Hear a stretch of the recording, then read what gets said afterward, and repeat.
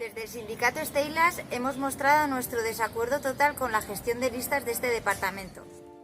Nos obligan a presentar a la oposición y como todos los años no se barema, con esta gestión de listas, las listas se ordenan por oposición. Debido a la presión, el personal no coge plaza en la ATP y se queda en casa estudiando para las oposiciones. Que se contrate ya el profesorado que falta y que se solucione ya el problema que tienen nuestras compañeras y compañeros que están sobrecargados de guardias. Una vez montado.